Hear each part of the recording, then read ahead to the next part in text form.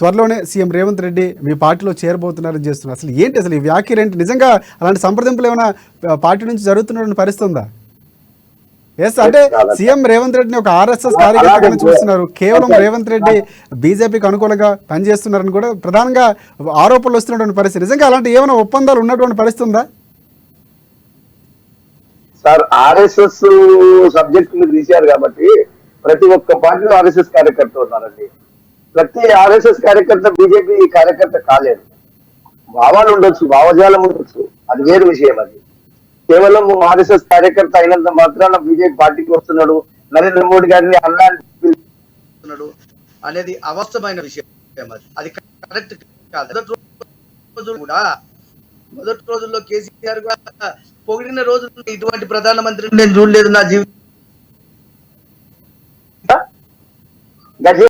గజేల్ సభలో ఆయన machine Bhagiratha opening సెరమనీలో వచ్చినప్పుడు గౌరవనీయులు పెద్దలు నరేంద్ర మోడీ గారిని అవినీతి రహిత ప్రధానమంత్రిని నేను చూస్తాను అనుకోలేదు భారతదేశంలో. ఈ రోజు నేను కళ్ళలో చూస్తున్నాను నరేంద్ర మోడీ గారిని పొగిడిన రోజులు లేవా? ఆ విధంగా వాళ్ళు చేస్తే ఒప్పు ఇస్తే తప్పనేది కాదు. రేవంత్ రెడ్డి గారిని ఈ విషయంలో తప్పు పట్టాల్సిన అవసరమే లేదు మనం. ఎందుకంటే ఆయన అప్రిషియేట్ చేయాలి. ఒక రాష్ట్రానికి ముఖ్యమంత్రిగా రాష్ట్ర ప్రయోజనాల కోసము ఆయన ఒక ప్రధానమంత్రిని అన్నాడంలో తప్పు లేదు. ప్రధానమంత్రితో సత్సంబంధాలు పెట్టుకుని రాష్ట్రాభివృద్ధి కోసము తగిన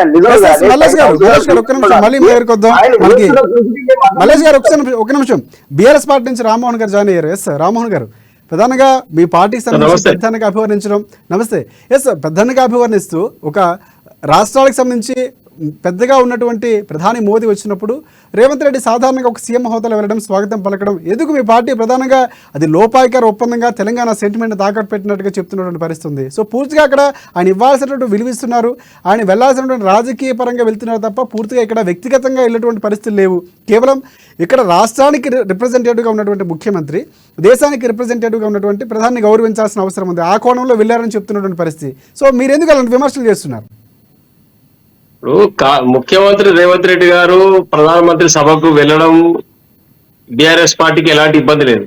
కానీ వాడు ఎవరైతే రేవంత్ రెడ్డి గారు మాట్లాడిన తీరుందో అది ఆక్షేపణీయం. ఎందుకంటే ఈ రోజు ప్రధానమంత్రి గారు రాష్ట్రానికి వచ్చిర్రు, ఇంకా ఒక నెల లోపల ఎలక్షన్ జరిగే అవకాశం ఉంది.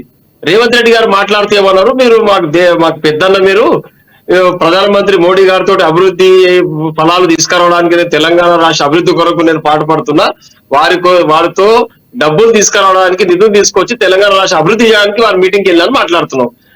అంటే మీరు ఏమనుకుంటారు, రేపు మళ్ళీ కాంగ్రెస్ పార్టీ అధికారంలో రాదు, నరేంద్ర మోడీ గారి అధికారంలో కోసం వారే ప్రధానమంత్రి అవుతారు కాబట్టి నేను వారి మీటింగ్కి వెళ్ళినా వారిని పొగిడినక్కడ దాంట్లో తప్పేముందని మాట్లాడుతున్న చందంగా ఉంది రేవంత్ రెడ్డి గారి తీరు. అంటే ఇప్పుడు కాంగ్రెస్ ప్రభుత్వం, మరి రేవంత్ రెడ్డి గారు కాంగ్రెస్ ప్రభుత్వ ప్రతినిధి లేకపోతే ఇక్కడ నుంచి మరి వారు బీజేపీతో లోపాయకార ఒప్పందం చేసుకొని రేపు భారతీయ జనతా పార్టీలో కలిసి పార్టీని చీన్ చేసి అధికారాన్ని కూలగొట్టి బీజేపీలో కలుస్తున్నాడు ఏమనుకోవాలి ప్రజలందరూ?